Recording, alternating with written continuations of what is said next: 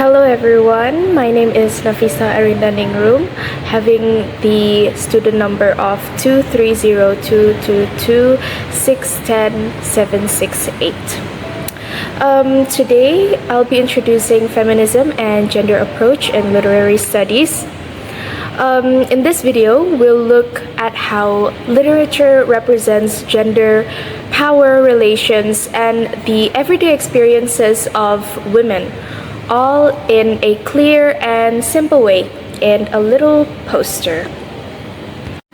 So to understand this approach, we have to understand first what a feminist literary criticism is. So feminist literary criticism explores how texts portray women, gender expectations, and power relations. It asks, how are women represented? Who holds power and who is silenced? And what roles are men and women expected to perform? This approach challenges patriarchal structures and helps us see whether a text reinforces or resists gender inequality. It connects literature with real experiences in gender in society. The history of feminism. To understand the development of feminist thinking, we can look at the three major waves.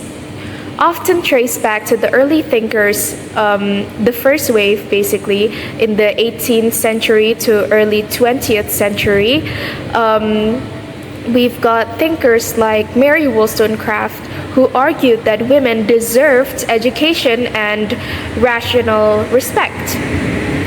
This wave focused on legal and political rights, especially the right to vote.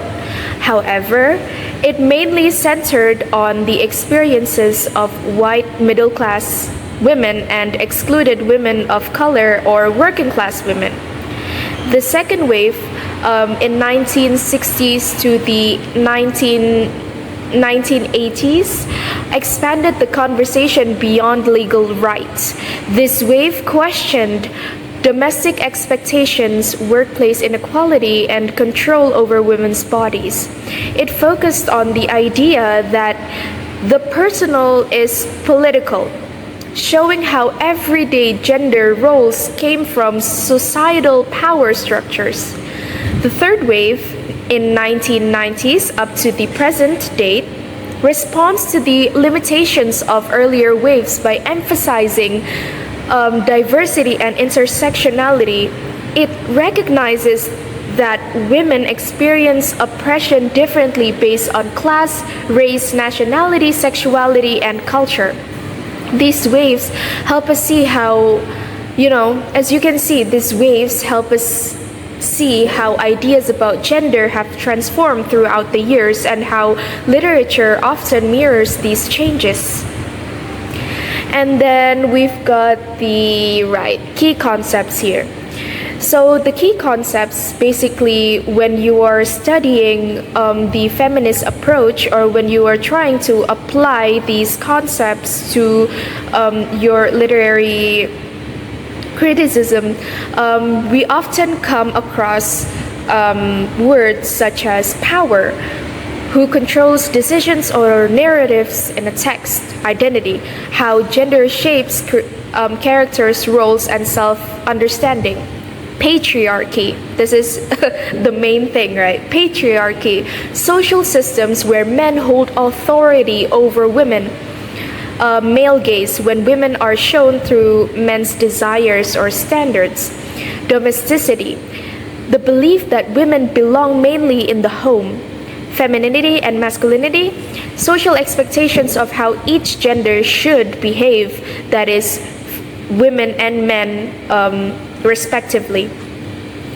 Objectification, when women are treated like objects rather than individuals, as we can see here later on in The Applicant by Sylvia Plath. This is really emphasized. Ideal women, the social image of the perfect woman according to gender norms. So as you can see, by learning these concepts, it helps us identify how a literary text conveys gender inequality or challenges it. Okay, so continue to my part. I'm Shafira, Relia. And so, like, how does this approach work?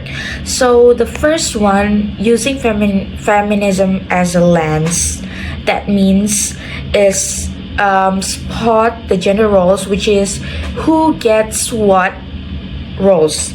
And the second one is examine power, so who silences whom.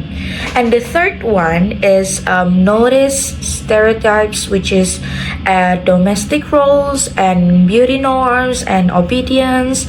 And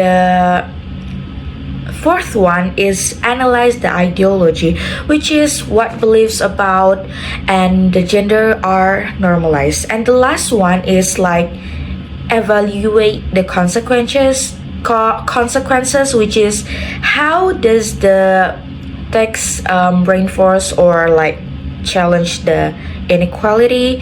And so why this is important?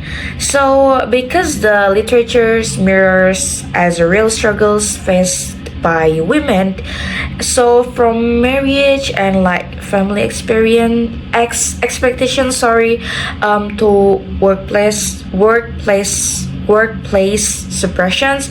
So feminist criticism is actually help us on like first one is question what is normalized as a gender norm, and the second one is recognize the inequality in everyday structures, and the last one is like give voice to women's experiences.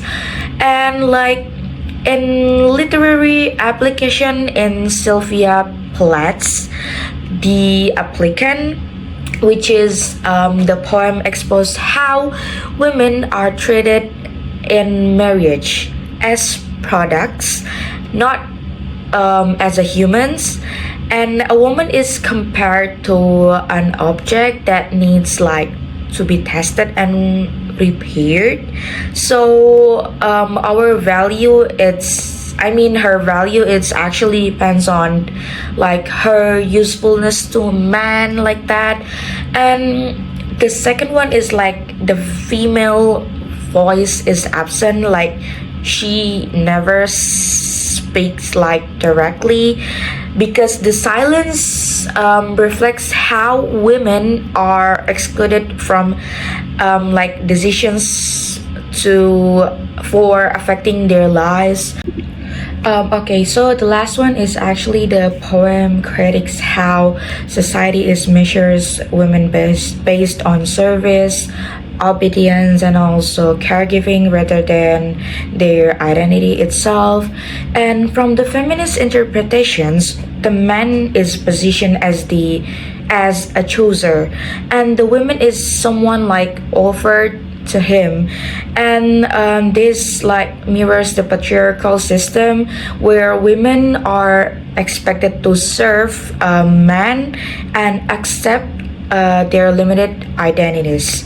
And by exaggerating these roles, Plath is exposes how like damaging and dehumanizing they can be.